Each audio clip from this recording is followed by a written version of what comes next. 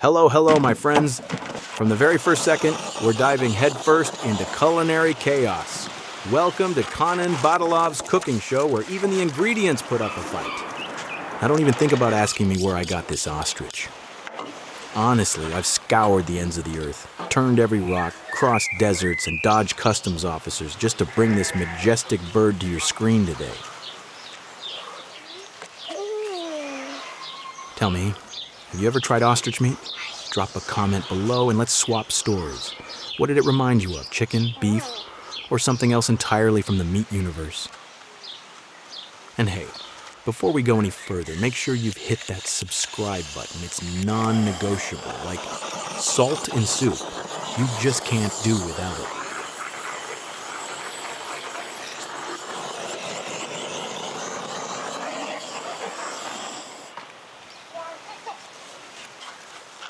As we've got an ostrich on the menu today, let's take a moment to really appreciate this magnificent bird. Not just a pretty face with long lashes. This one's got stories.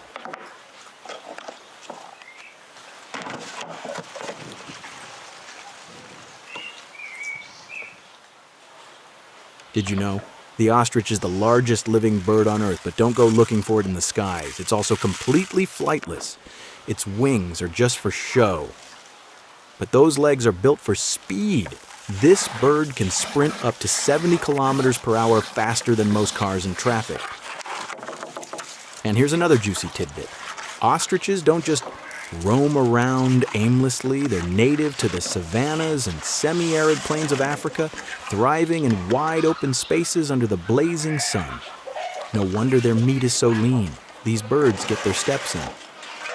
Into the oven it goes.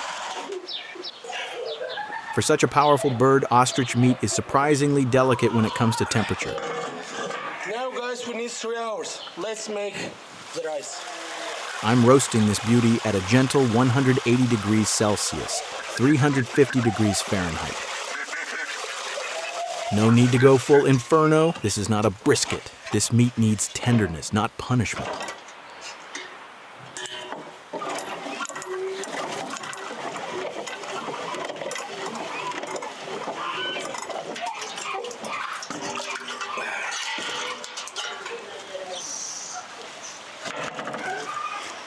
While it's roasting and doing its thing in the oven, let's not just stand here twiddling our tongs. Let's get the perfect side dish underway.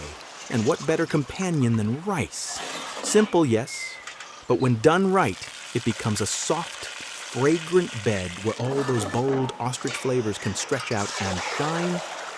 Guys, we need to keep rice in water about half hour, at least.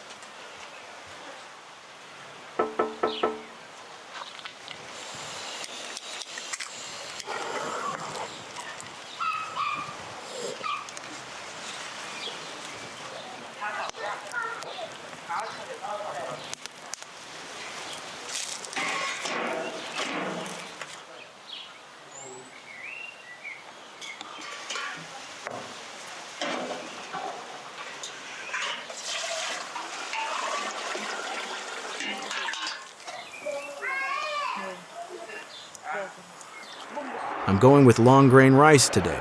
Light, fluffy, the kind that dances on the fork, not clumps together like last week's leftovers.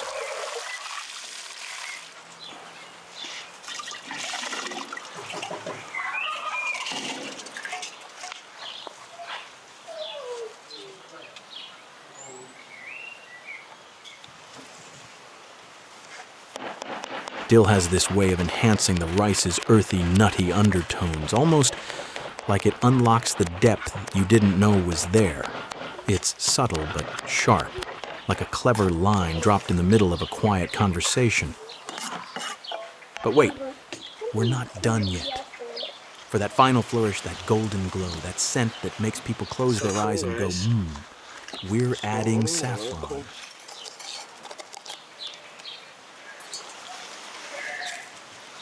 Just a few threads soaked in warm water.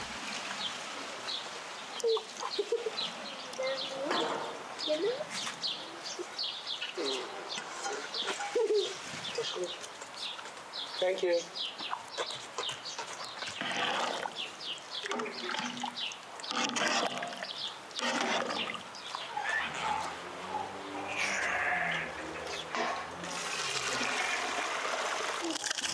Now, for one last touch, we'll pour in some melted butter.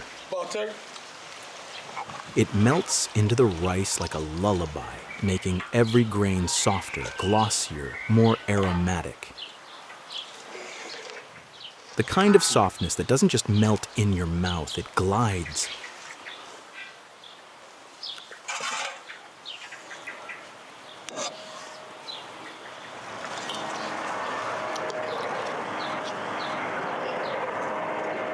Saffron is the most expensive spice in the world, picked by hand, thread by thread, from the heart of the crocus flower. But oh, is it worth it? For color, for aroma, for that subtle, honeyed, almost floral note. It turns our rice from comforting to captivating. I cover the pot with a towel, not just for tradition's sake. There's wisdom in this. The towel traps the steam, letting the rice rest and absorb every last bit of moisture and flavor.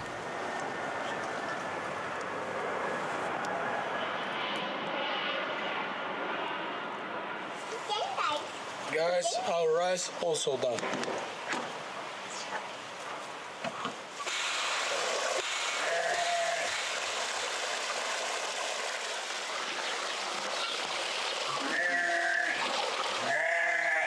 You know, in households like ours, everyone lends a hand. And the little ones? Oh, they get quite handy when it comes to daily chores. Take feeding the poultry, for example.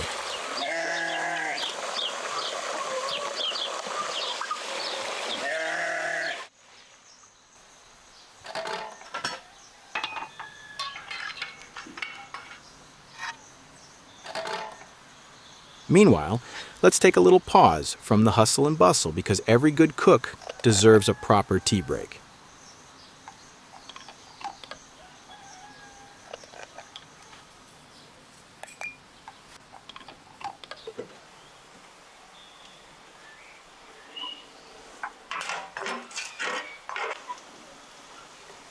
I still remember the first time I ever tasted ostrich. Not here, not in my own kitchen, but years ago on the outskirts of a dusty village.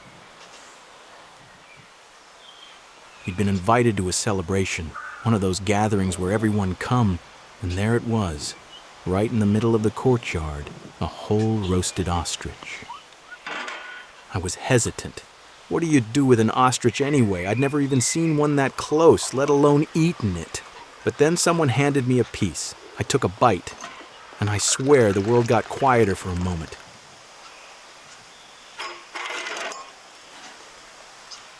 And right as I was lost in the taste, someone handed me a chipped enamel cup full of strong black tea. It brought the flavor into sharper focus, like adjusting a lens.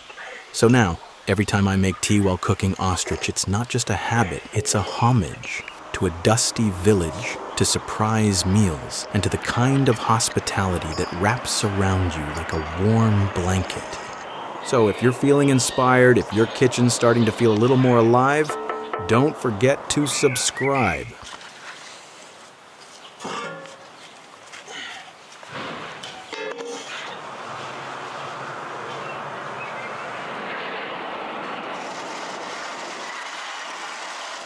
Just look at it, that deep red, taut skin crisping away. Every ridge, every golden curve tells you it's been roasted to perfection.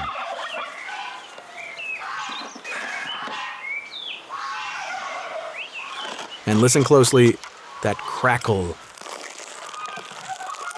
That, my friend, is the sound of patience paying off.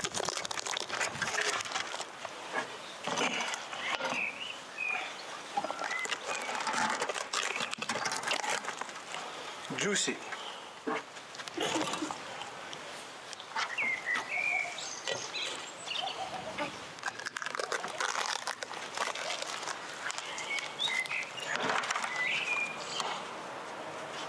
Gülşah da hazırdı gitti.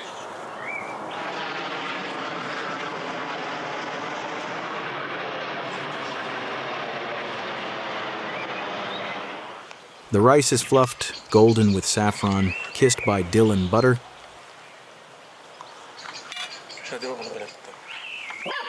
The ostrich? Sliced, steaming, every bite glistening with promise. The plates are warm, The tea is poured, and the stories are ready to be told. Dinner is served. Not just a meal, but a memory in the making. Ostrich meat is red, not white like most other poultry. In fact, it closely resembles beef in both appearance and flavor, but it's leaner, lower in fat.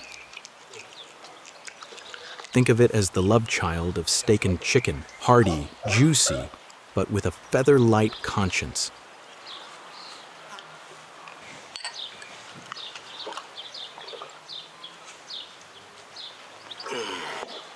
Thank you for cooking with me, for listening, for being part of this little world where food and memory meet in the middle. Guys, thank you for watching. If you like, don't forget to subscribe. See you soon. Until next time, see you soon, your chef Kanan Badalov.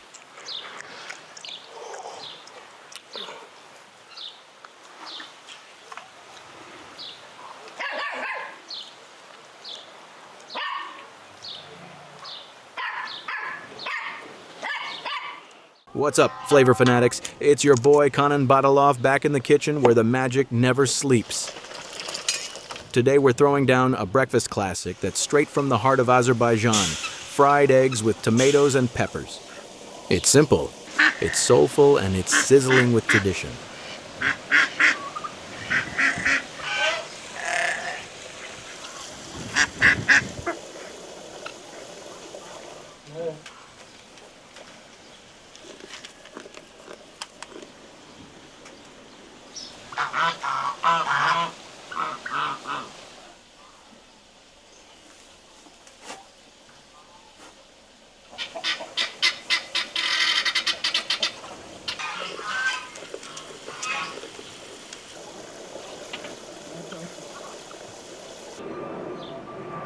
Now let's talk eggs, fresh as morning dew, straight from my local farmer's coop.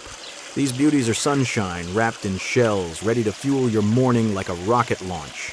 We don't do average here, we do farm fresh excellence. We ain't skimping today. We got a load of eggs and a mountain of just picked juicy tomatoes ready to rock this skillet.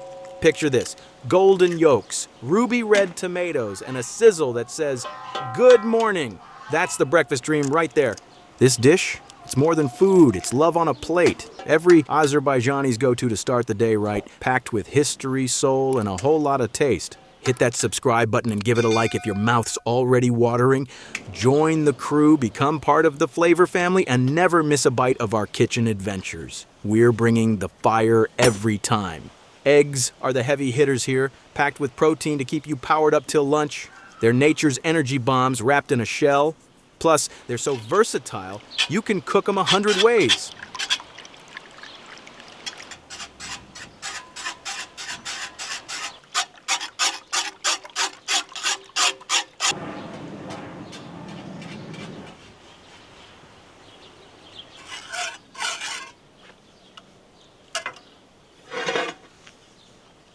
Now check these tomatoes out. Fat, red, and bursting with flavor.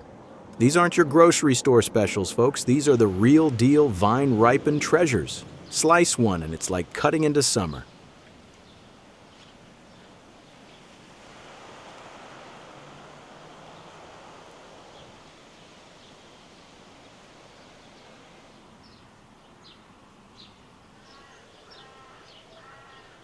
Listen close. You gotta pick tomatoes that are ripe but firm, juicy but not soggy. They're the backbone of this beauty. If your tomatoes ain't right, your dish won't sing.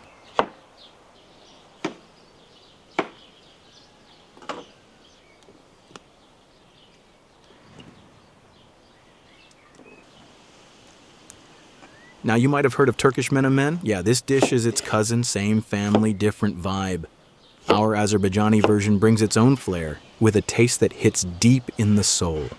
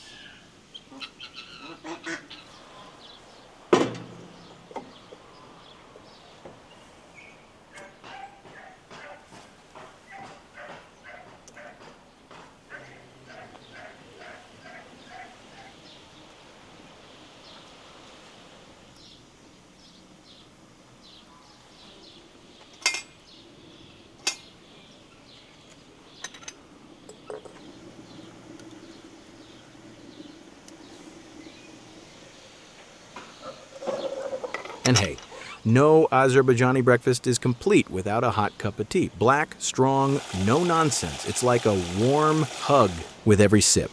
That tea ties the whole meal together like the perfect final note in a symphony.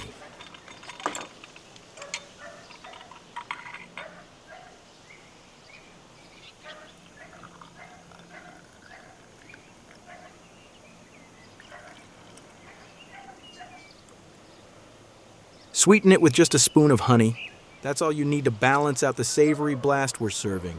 One swirl and you're sipping on pure comfort.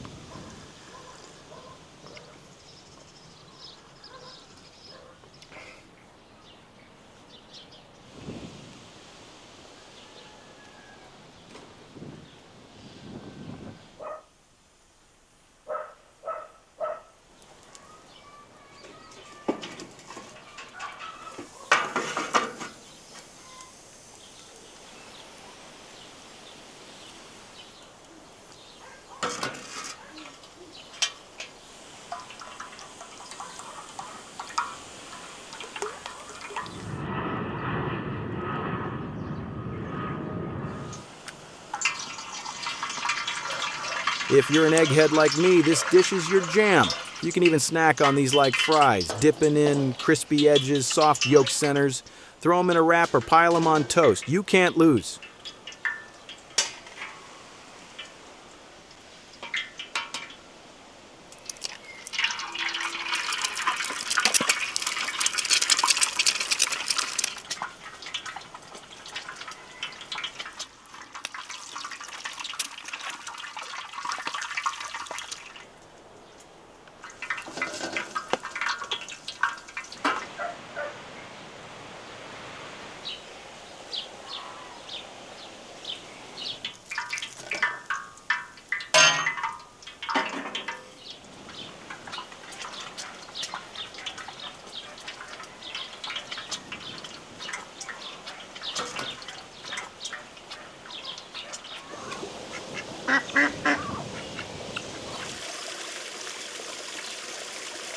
All right, let's get cracking.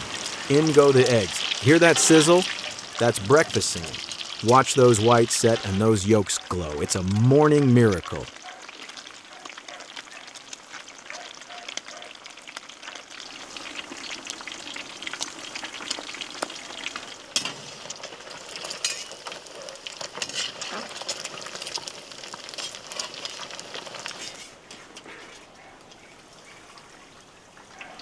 First batch, looking golden and glorious.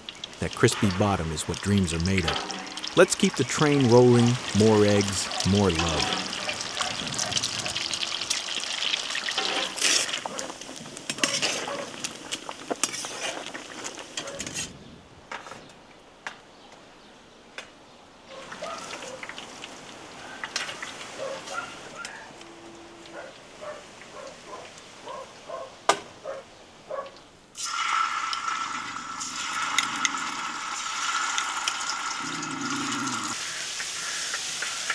Now we fry up some tomato paste. Rich, tangy, bold. It's the flavor booster that makes everything pop. One spoon transforms the pan into a flavor city. Toss in the tomatoes. Let them sweat. Let them sing.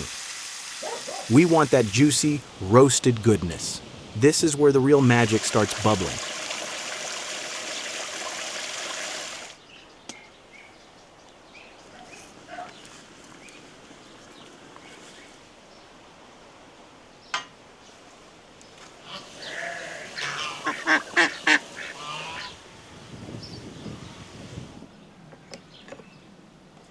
Time to throw in a hit of butter. Get that creamy, melt-in-your-mouth texture going. That fat carries the flavor, folks. Butter makes everything better, and this dish is no exception.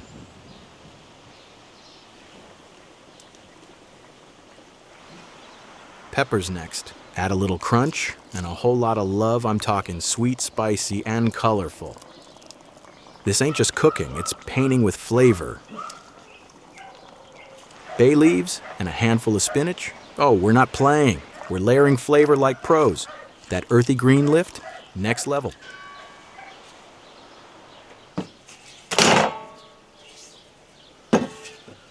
Let's chop them up and stir them in.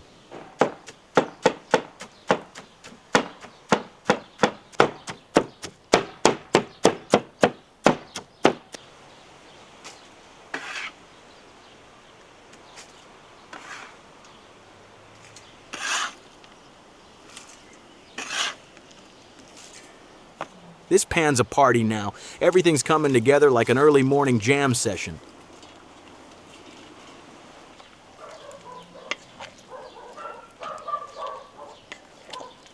Now we must give to rest our dish.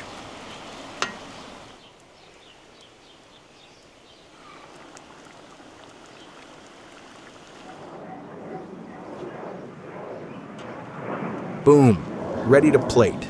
Look at that color, that gloss, that steam. Who needs a restaurant when your kitchen's the hottest spot in town? Stop that.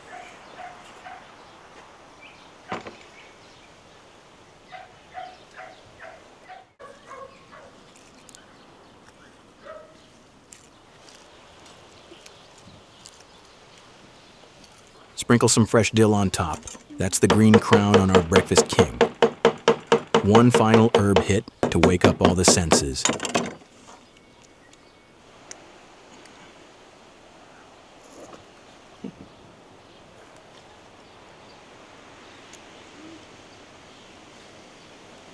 Guys, simple but perfect omelet. Where, mamaçki?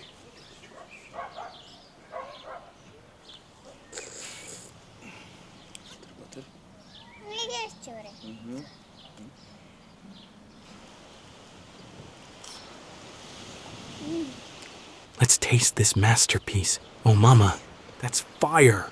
The richness of the eggs, the tang of tomatoes, the herb kick, it all dances on your tongue. Don't forget to subscribe and smash that like button. We got more flavors, more fun, and more food coming your way. Guys, thank you for watching. If you like, don't forget to subscribe. See you soon. Salam alaikum. Until next time, stay hungry, stay humble, and keep cooking with heart. Peace out from Kanan's kitchen. Hello, hello, dear friends and wild food lovers. Something incredible's about to go down. And trust me, it might leave you speechless for days. So, buckle up, watch your legs. Kidding, let's see what we can do with beef hooves. Intriguing? I know. Let's get cooking. Beef hooves aren't exactly your everyday dinner pick, let's be honest. But here in Azerbaijan, folks go absolutely wild for this hearty, velvety, and gloriously sticky broth. And frankly, who could blame them? One sip, and you'll be breathing fire like a dragon.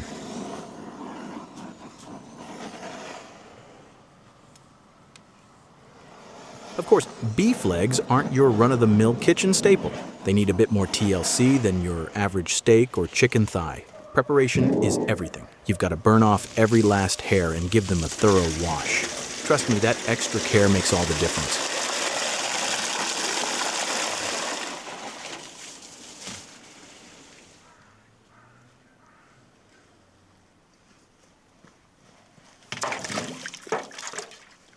Then comes the scrub. Oh, and this is no dainty rinse. We wash them thoroughly, sometimes even with a stiff brush, scrubbing away the soot, charred bits, and any remaining impurities.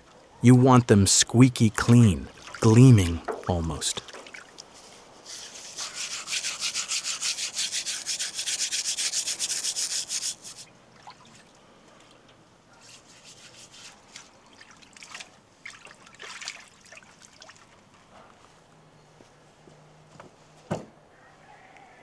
For someone who never tasted beef hooves, they might become an incredible culinary discovery.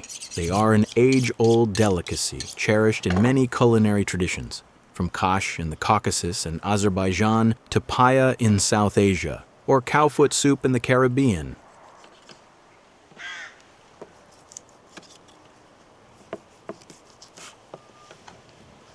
In Azerbaijan, beef legs are the foundation of one of the most powerful, nourishing dishes in our culinary canon, kash. Kash isn't just food, it's a ritual, a winter morning tradition, a cure-all broth, a meal of patience and purpose. You don't rush kash. It simmers overnight, slowly unlocking the marrow, the gelatin, and every ounce of strength those bones have stored.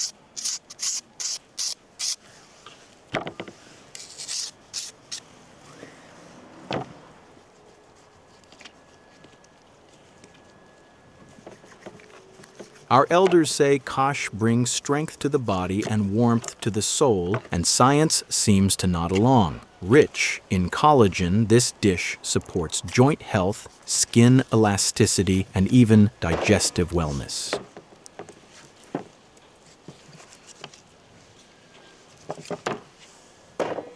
In villages, kash is a social affair, served in the early morning, usually after sunrise prayers or during cold season gatherings with garlic, vinegar, and lavash. This isn't exactly the fun part, I'll admit, but while I'm at it, don't forget to subscribe and like the video.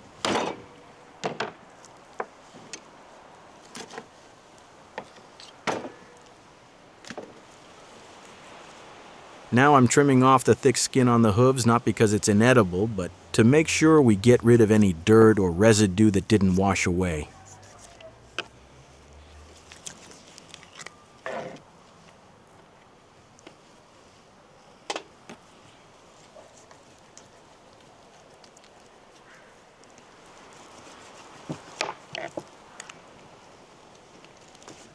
One of the great benefits of living in a country with a deep agricultural tradition is that you grow up learning to cook every part of the animal. Nothing goes to waste.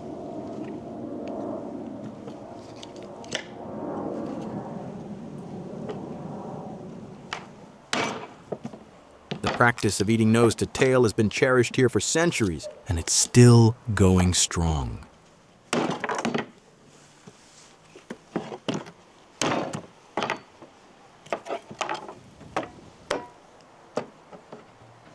Today, that means Azerbaijani cuisine boasts a stunning variety of dishes. It's not just about flavor. Using the whole animal adds richness, intricacy, and loads of nutrients. Think vitamins, collagen, minerals, all packed into these lesser-loved cuts.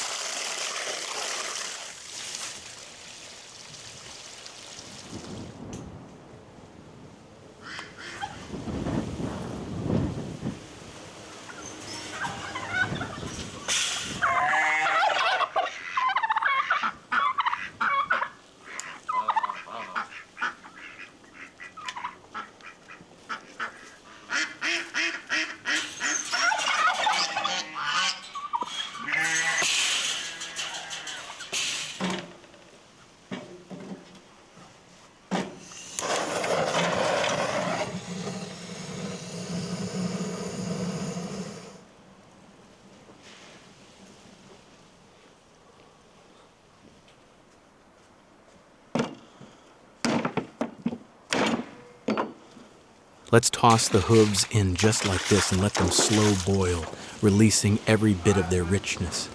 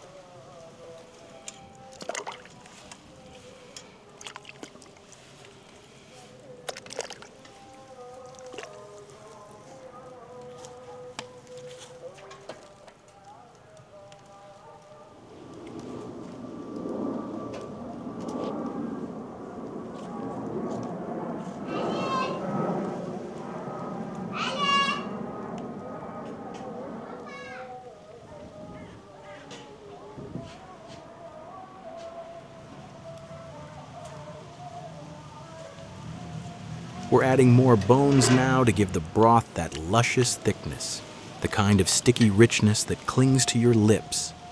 That's the collagen doing its job.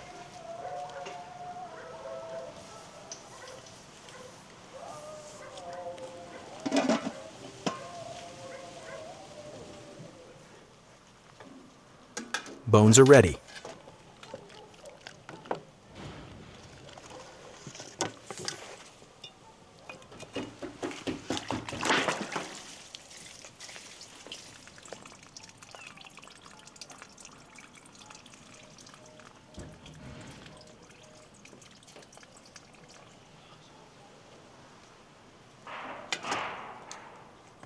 Now let's drop them into cold water and clean everything even more thoroughly.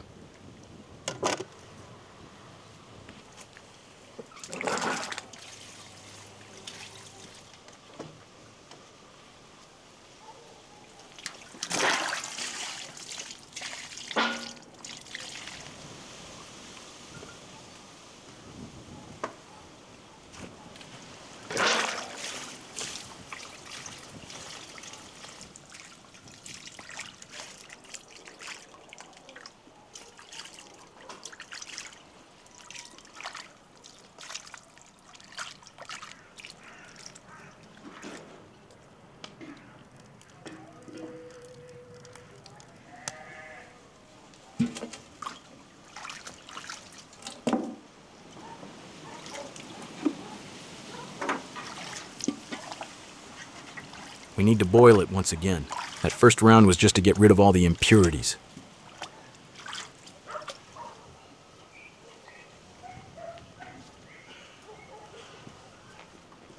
This time it's the real deal. We're making a clean, rich, nourishing broth.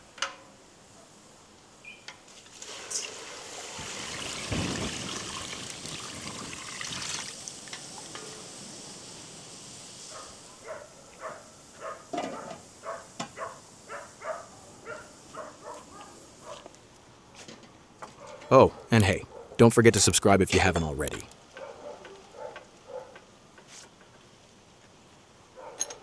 Meanwhile, I'll enjoy my late tea.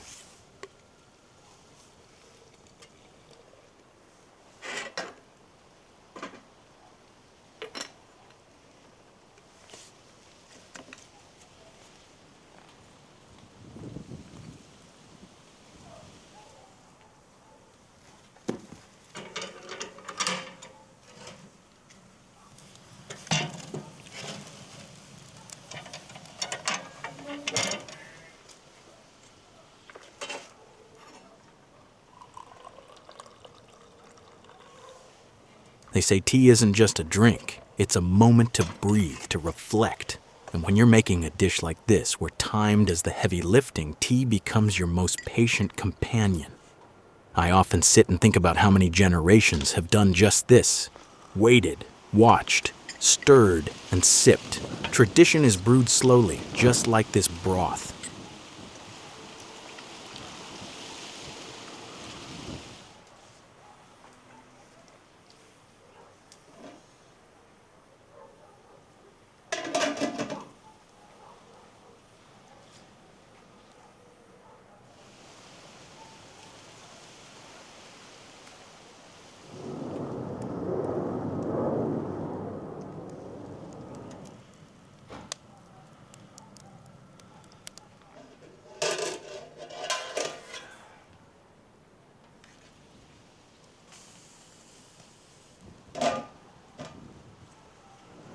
Let's add some potatoes now and leave the kash to simmer overnight.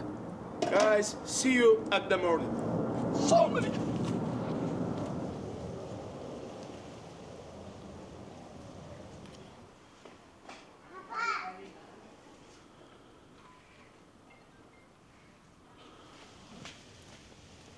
Good morning, guys.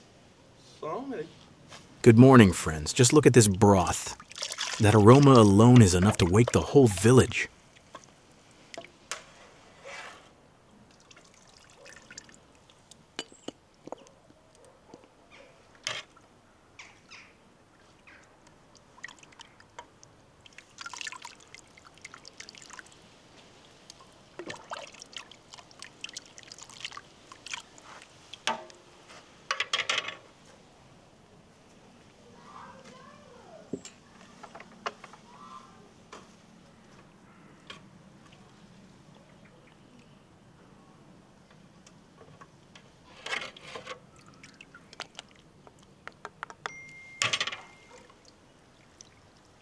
This here is pure collagen, a miracle elixir for anyone battling the signs of age.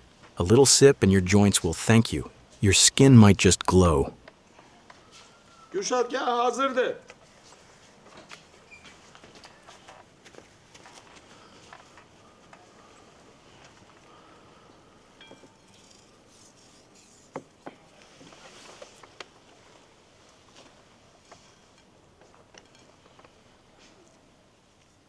I'm lucky to have my little one here with me, enjoying this age-old recipe. These are the moments that matter.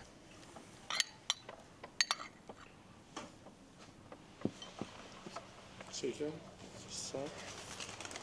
And now, the final touch. Vinegar. A must. Vinegar, guys. It cuts through the richness and sharpens the flavor beautifully.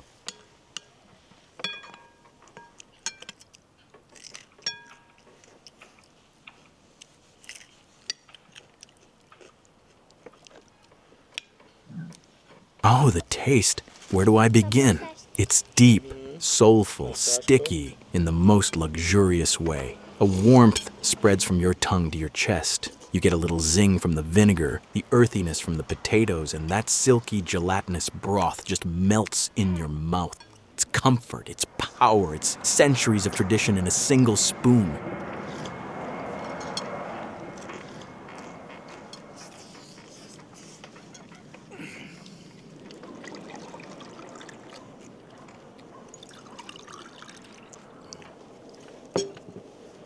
Cheers. Yes, guys. Cheers, guys. Cheers, my friends. Let's raise our glasses.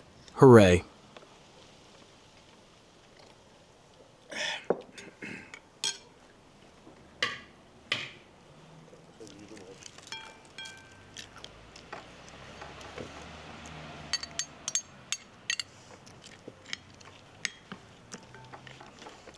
And that's a wrap. Thank you for joining me today. I'm Kanan Badalov. See you in the next delicious chapter.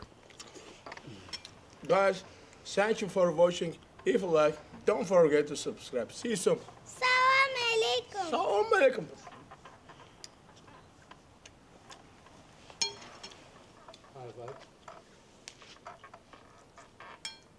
Do you like it? Hello, dear friends and food lovers. Today, your chef, Kanan Badalov, is about to take you on a flavor-packed journey because we're cooking salmon, and not just any salmon. We're aiming for that rich, smoky, melt-in-your-mouth perfection. Hot smoked salmon. Stick around, because by the end of this, you might just start questioning every salmon dish you've ever had before. And trust me, once you taste this, there's no going back. Cooking hot smoked salmon isn't just about making a dish. It's about unlocking a whole new depth of flavor.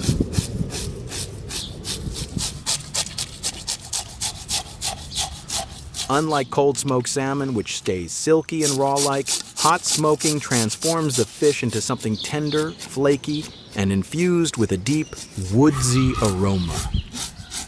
And let's be honest, there's something undeniably satisfying about watching that salmon turn golden and glistening over the heat, knowing that in just a short while, you'll be diving into one of the most indulgent, smoky, buttery bites of your life.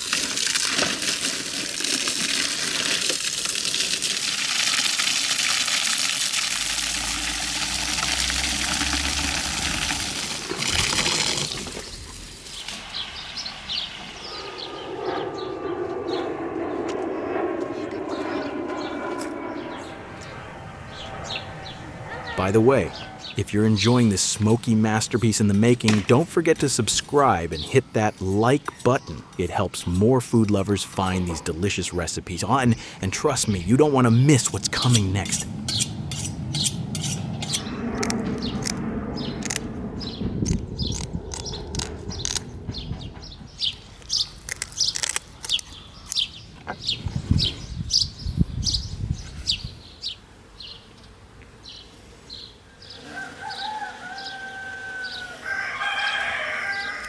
Choosing the perfect salmon, that's an art.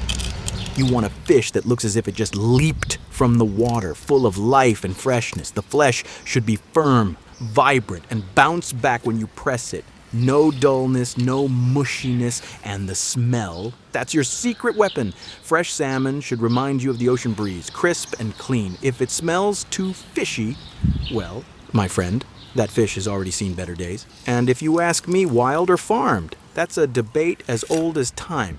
Wild salmon has a deep, rich color packed with flavor. Farmed salmon is milder but fattier. Choose your fighter, and whatever you do, if the fish looks back at you like it has unfinished business, put it back.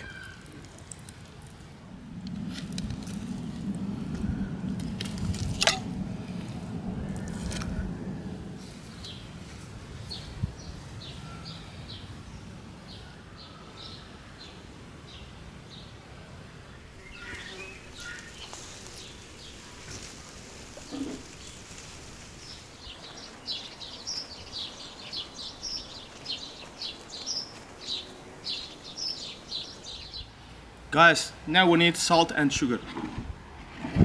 To make a smoked salmon, first, we need to rub the salmon down with a mixture of salt, sugar, and a little black pepper. The salt will draw out moisture, intensifying the flavor, while the sugar balance it with a touch of sweetness.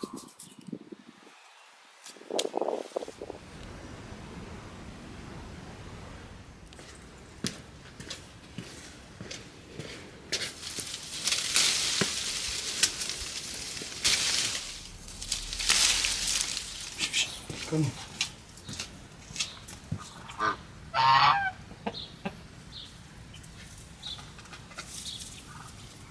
Before we even get to the smoking part, let's give our salmon a little spa treatment. Some lemon and orange zest. Because, let's be real, nothing wakes up flavors like a good hit of citrus. Orange. It's like a bright, zesty wake-up call for the fish, making sure every bite is packed with freshness.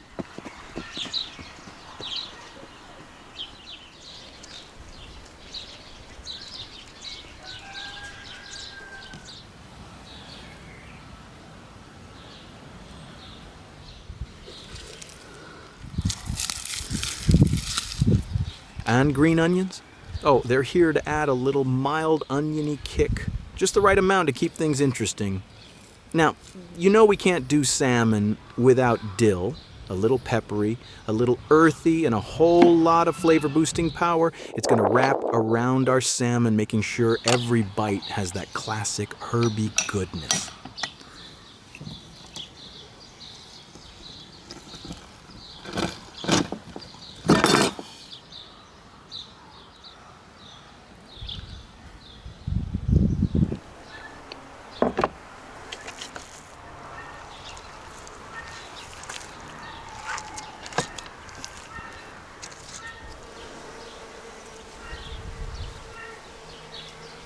Let's keep our fish in the marinade 1 hour.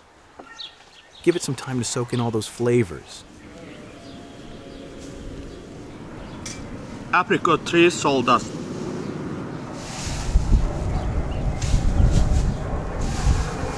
Now, here's where things get really interesting. You might be wondering, why apricot tree sawdust? Well, my friends, that's the magic touch. Apricot wood gives off this subtle, fruity aroma, adding a delicate, sweet smokiness to our salmon. It's like a whisper of orchard flavors hugging the fish while it smokes. But we're not just tossing it in. Oh no. We take that fragrant apricot sawdust, wrap it up nice and snug in aluminium foil, and poke a few holes in it. That way, as it heats up, it releases all that wonderful mellow smoke without flaring up. A slow, steady infusion of flavor. That's the key to next-level smoked salmon.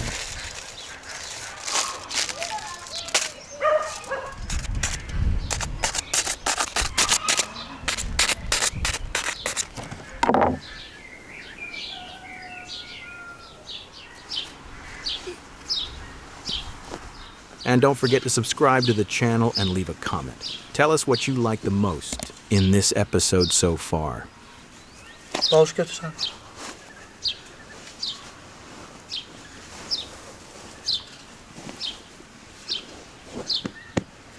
We've got a new member in the family, folks. A little puppy. Be sure to be gentle with him, my little girl. He's tiny and fragile right now. You know, it's always amazing how something so small can bring so much joy.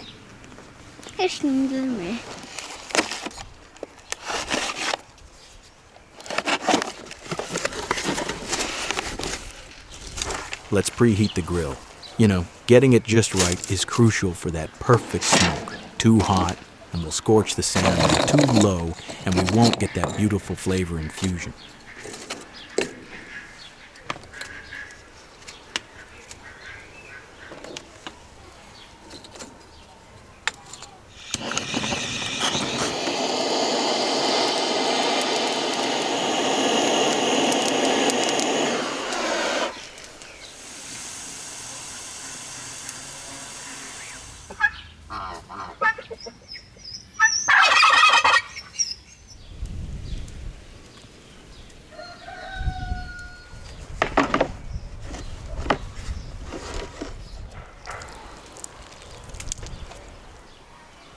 All right, the fish has been marinated long enough.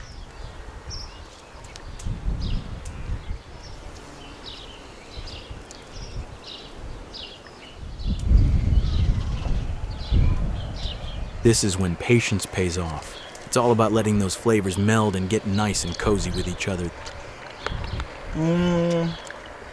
It's almost perfect.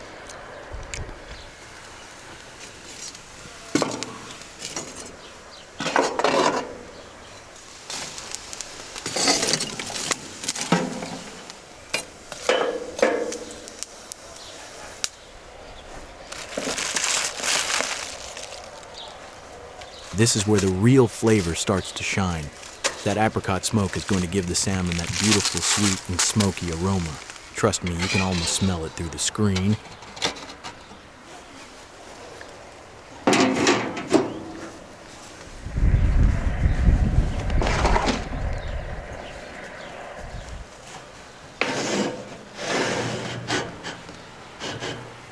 We're going to let this baby smoke for about 45 minutes to an hour. That's just enough time for the smoke to work its magic and give the fish that deep, rich flavor we're looking for.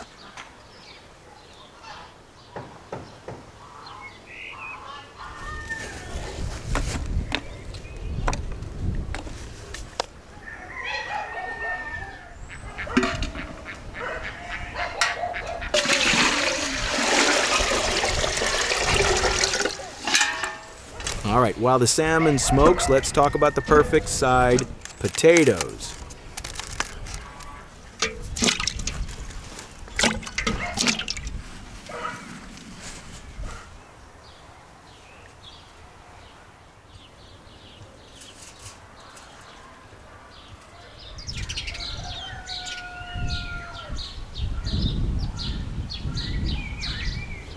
All right, folks, the moment we've all been waiting for, and the salmon is ready and beautifully smoked.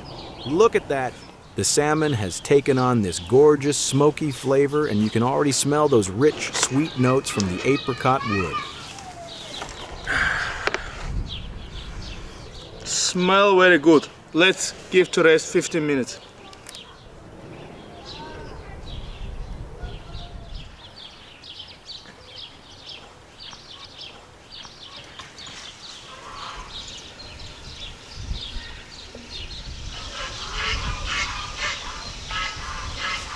Just look at how tender and flaky this salmon is. The edges are beautifully golden and the texture is absolutely spot on. I can't wait to try it.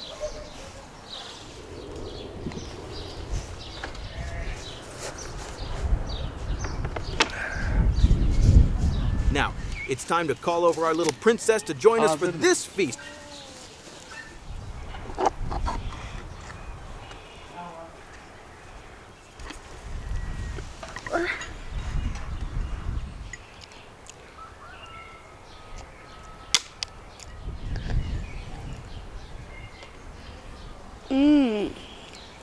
Nice. Whoa, whoa! Careful there, my girl. The potatoes are still super hot. I know they're tempting, but let's wait just a moment. I don't want you burning those little fingers of yours.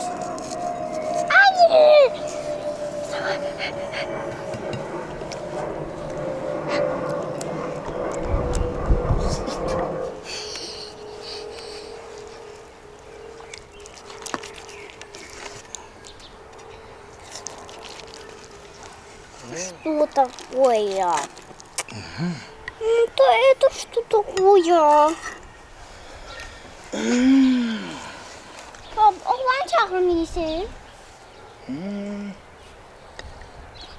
Orange. 아직인데. Guys, it's really yummy, really yummy. Juicy, smoky, salty.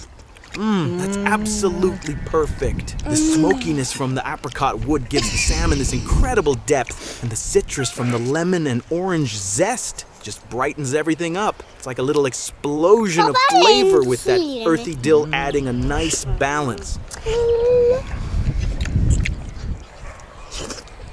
And these potatoes, everything just comes together perfectly.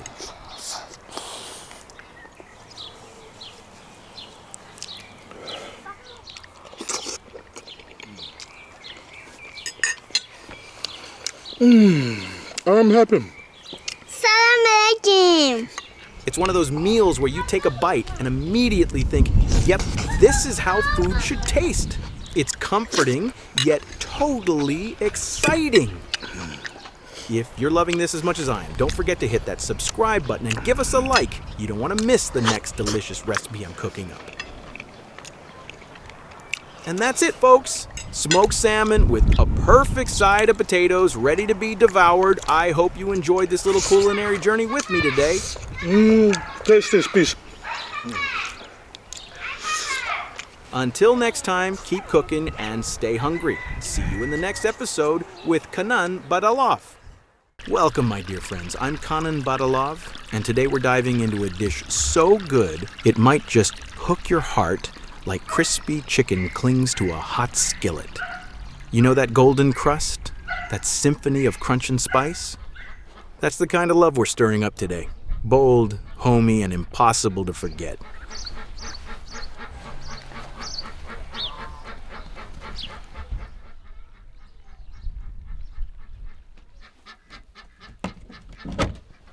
So roll up those sleeves and tighten your apron strings. It's time to cook up something unforgettable.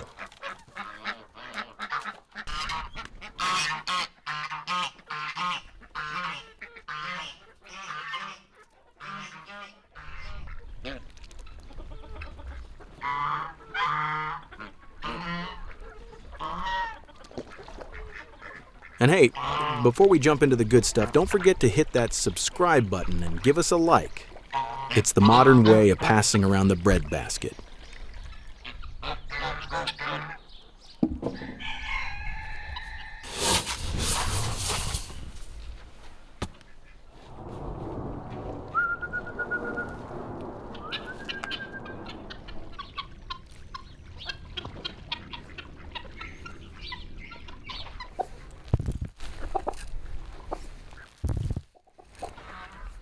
Ever since I built this pond just outside my kitchen window, it's become the village's favorite hangout. Ducks, kids, and even the old-timers can't stay away.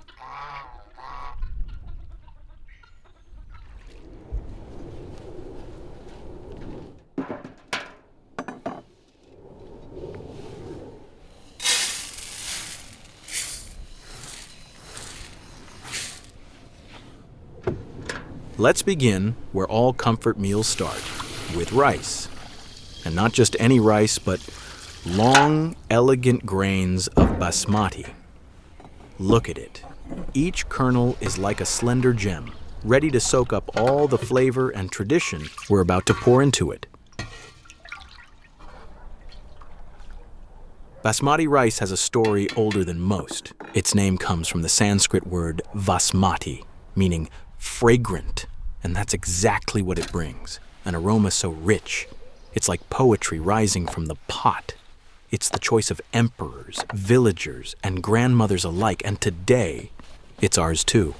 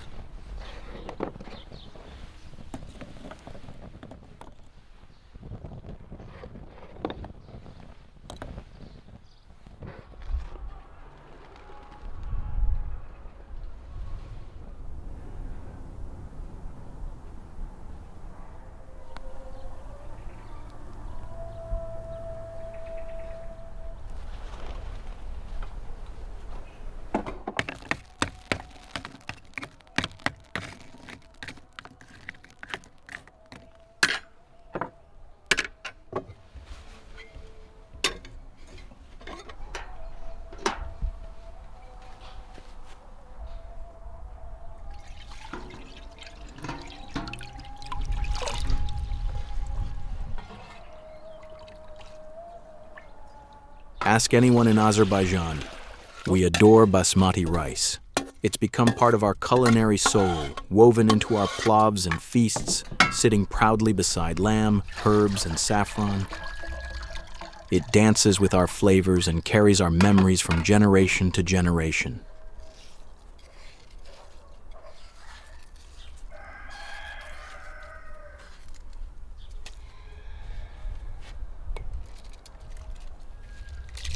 They say basmati was discovered in the foothills of the Himalayas, where snowmelt fed the fields and the air carried the scent of wild jasmine. That magic lives on in every grain, like a whisper from the mountains reminding us that even the humblest foods can have noble roots.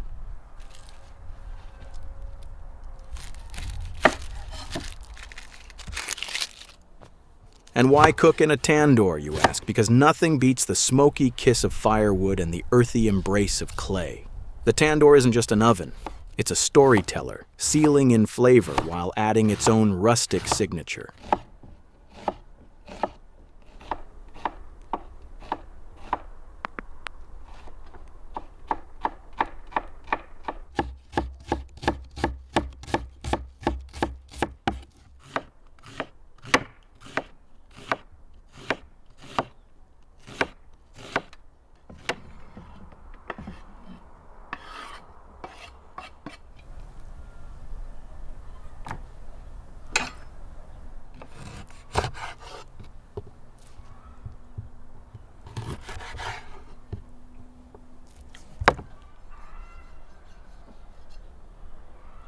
Soon these humble birds will be transformed, kissed by the tandoor, their skin turning golden and crispy like autumn leaves crunching underfoot. It's a beautiful alchemy, where patience and heat turn the ordinary into the unforgettable.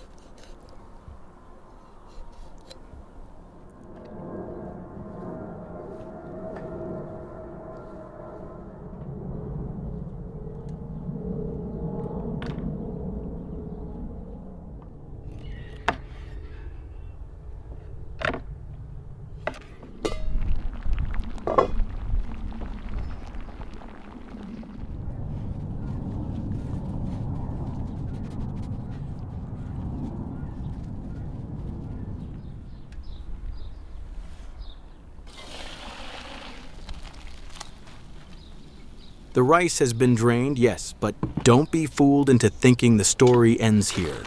This is just the intermission. The grains are now primed, like a canvas waiting for color, ready to soak up butter and saffron.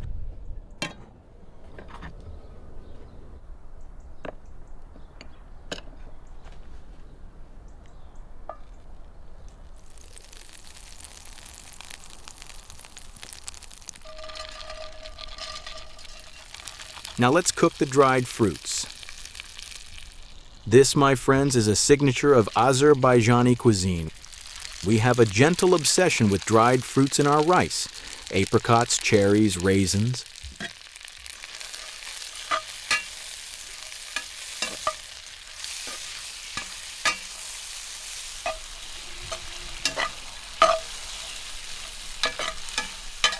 And how do we even think to combine rice with dried fruits? Some say it was the silk merchants, traveling from Persia through the Caucasus, who carried sacks of spice and sun-dried fruit. Little bit salt. Others believe it was born out of hospitality, a desire to elevate humble rice into something worthy of guests and celebration.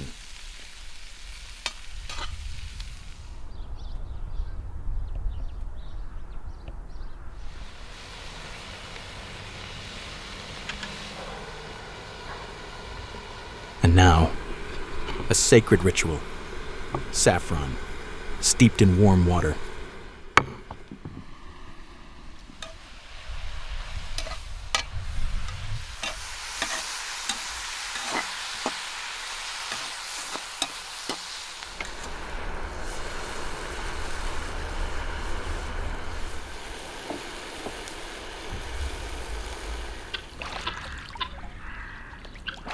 They say saffron was first discovered by ancient civilizations in Persia, plucked from the delicate crocus flower, each stigma dried by hand. It was once worth more than gold, prized not just for its taste, but its healing, even mystical properties. No wonder it found a home in our most treasured dishes.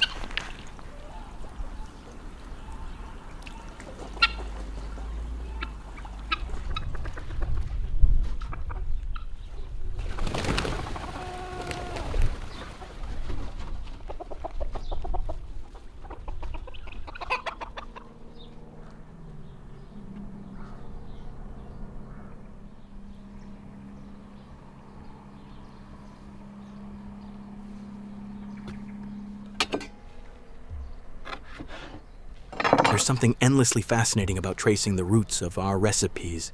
Every dish is a time capsule, a map of migrations, marriages, and moments passed around a fire. The more we read, the more we realize food is history you can taste. Oh, and if you haven't already, don't forget to subscribe and like. It's like clapping for your cook at the end of a good meal.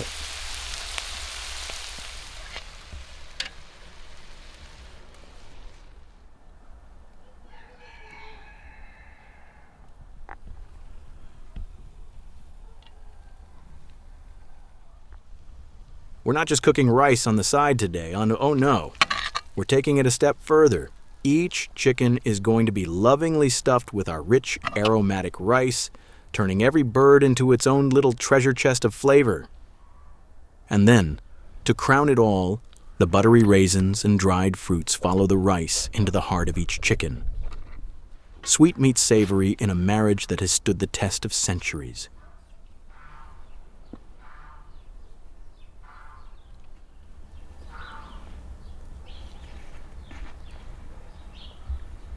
Just like that, we seal each chicken, tucking in all that flavor like wrapping a gift for the tandoor.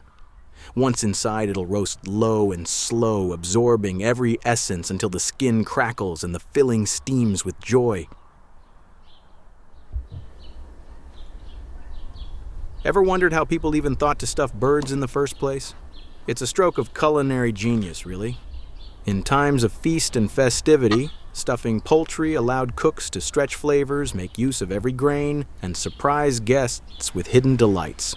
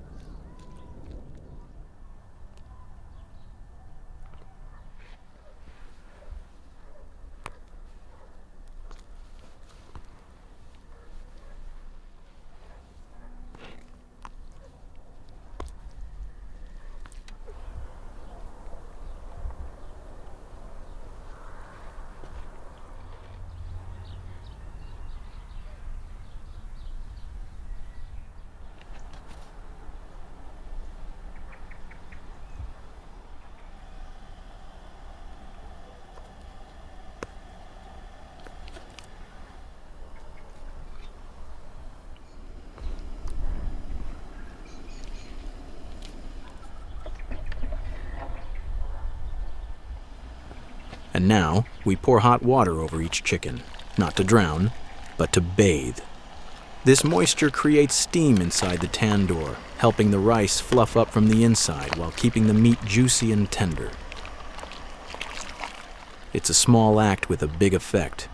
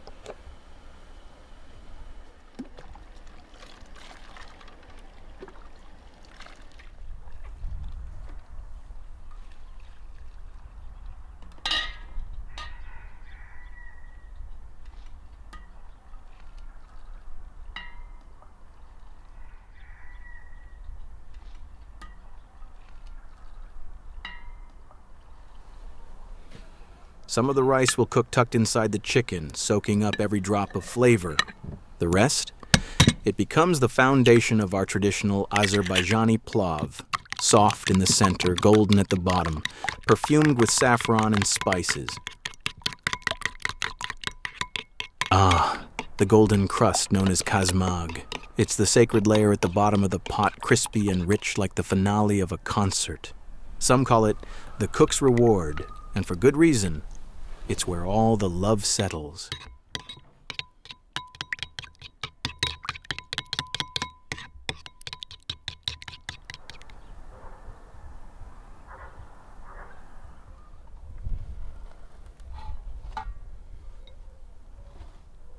Across the world, others have their own versions. Tadig in Iran, sokarat in Spain's paella, and nurungji in Korean rice pots.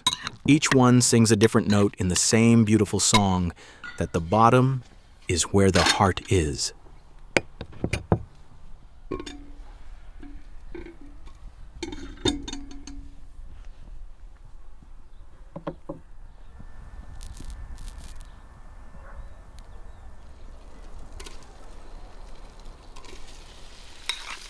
Now, while Azerbaijani cooks swear by basmati, other regions turn to different grains.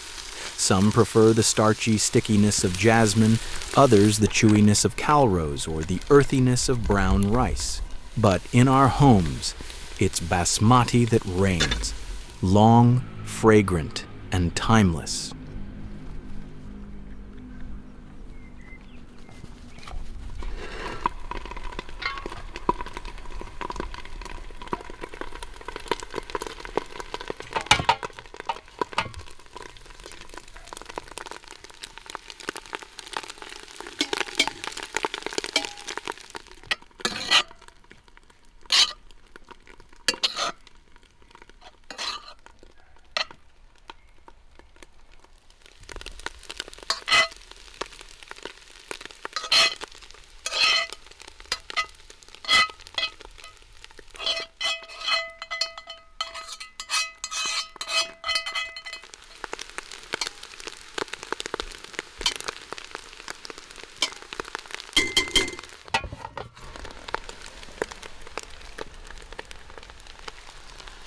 Layering plav like this in with care, precision, and rhythm is an old tradition passed down like a family lullaby.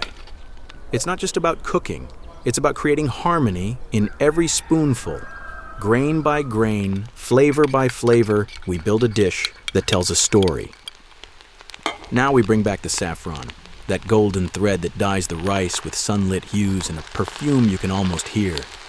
Beyond plav, saffron is used in sweets like shirin plav, in teas to soothe the soul, and even in old remedies believed to lift the spirit and clear the mind.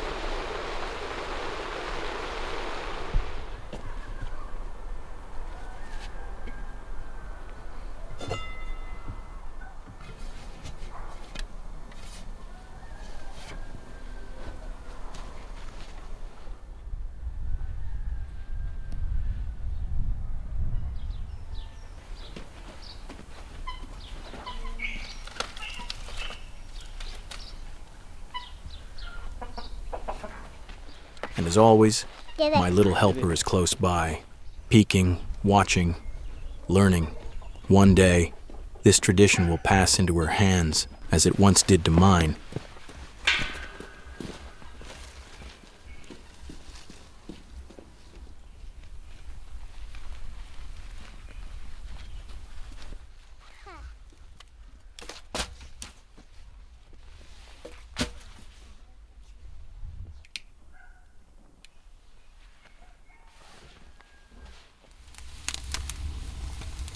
With a spark and a flicker, the tandoor is fired up.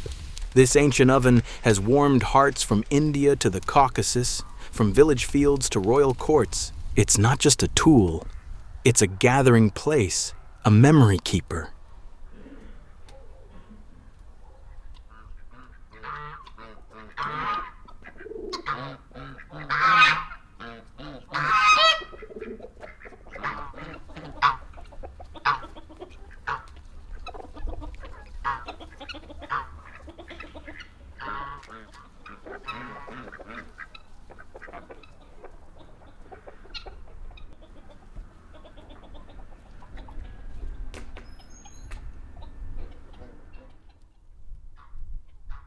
Its shape is no accident. Wide at the base and narrow at the top like a chimney carved from earth. This form creates a swirl of heat that hugs the food from all sides.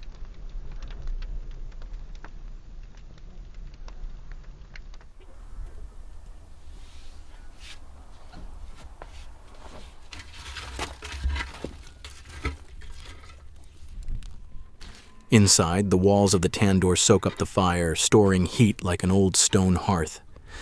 It's a slow, steady embrace. Not a blaze, but a breath of warmth that cooks deep.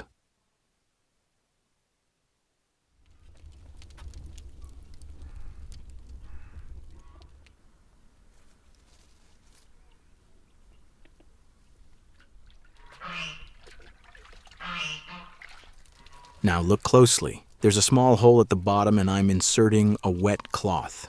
This might seem strange, but it's an old trick. The steam it creates helps control the temperature and moisture, keeping everything inside perfectly tender.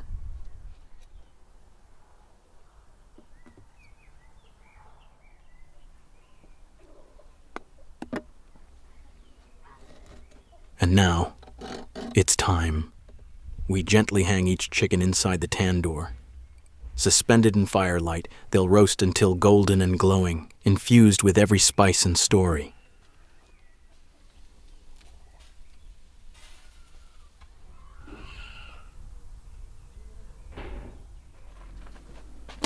We seal the top of the tandoor with another wet cloth.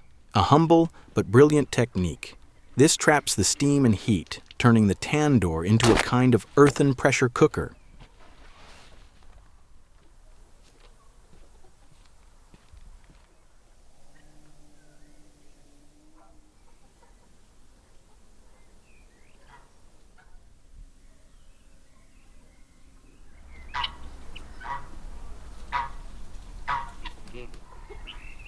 Covering it this way creates a moist heat that ensures the chicken stays juicy inside while still developing that irresistible crisp on the outside. It's the art of balance, fire and water working together.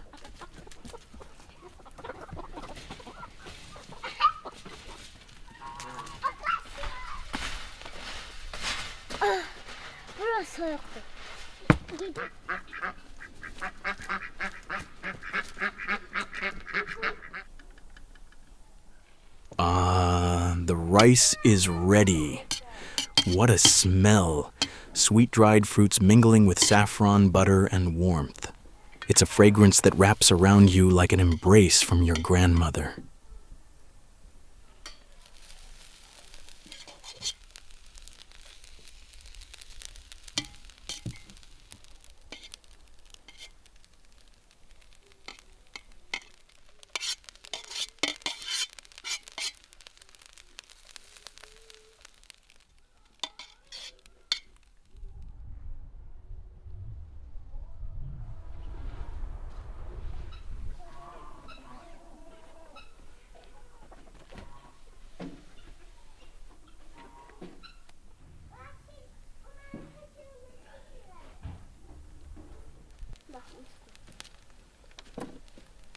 And just look at these chickens, lifted from the tandoor, glistening and golden, their skin crisp like parchment touched by flame.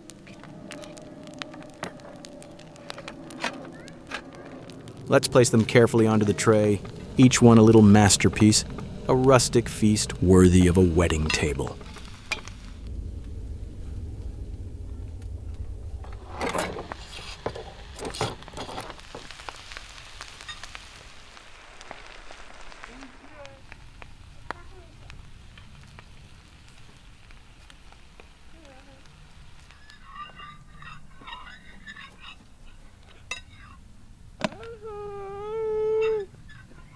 And there she is, my daughter, eyes wide, waiting impatiently for that first bite.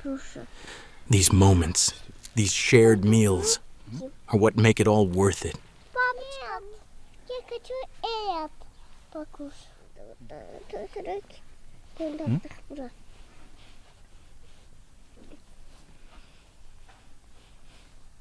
Мы bunu yiyeceğim.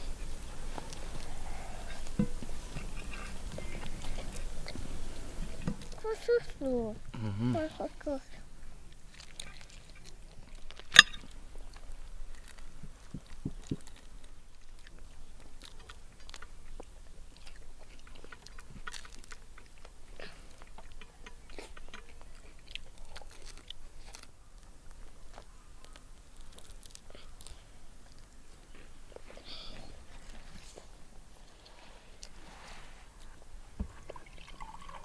Bunu tutmayasın.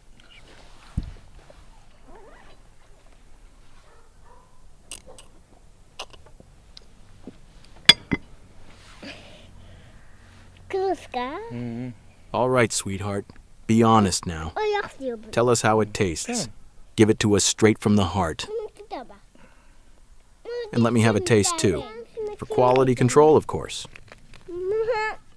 One bite, and I'm right back in my grandmother's kitchen where time slowed and flavors sang lullabies.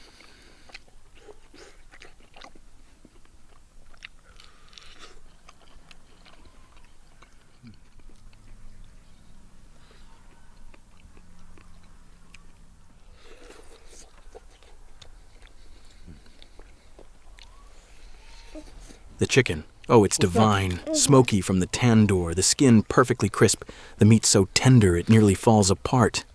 And inside, that rice. Every bite a melody of butter, saffron, and sweet surprises.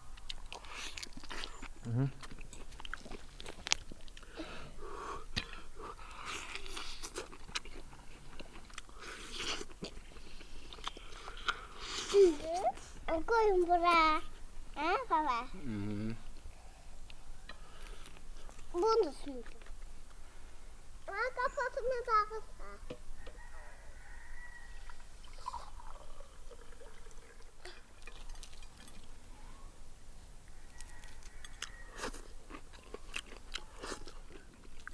Nerede mi ki?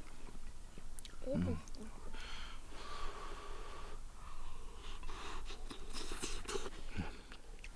Daha yiyeceğim, bunu vereyim. Verer. Verim de. Even the filling inside the chicken is perfect. Moist, rich, soaked in all the goodness that roasted around it. Each spoonful carries the spirit of the fire.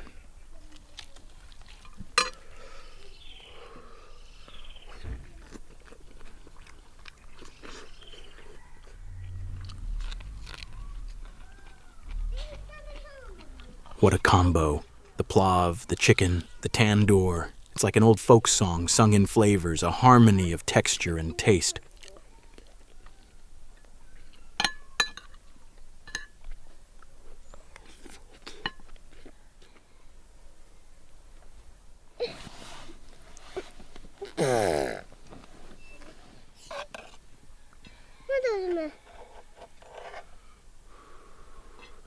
And that's it, friends. A meal made with fire, love, and a touch of saffron magic. Until next time, may your kitchens be warm and your tables full. Don't forget to like, subscribe, and pass this recipe down like a family secret. From my hearth to yours. Afiyet olsun. Guys, it was beautiful day. Kaç aç yegar. Açtı yemek mi? If you like, don't forget to subscribe. See you soon. Salam alaikum. Ne salam alaikum? Selamünaleyküm. Alaikum.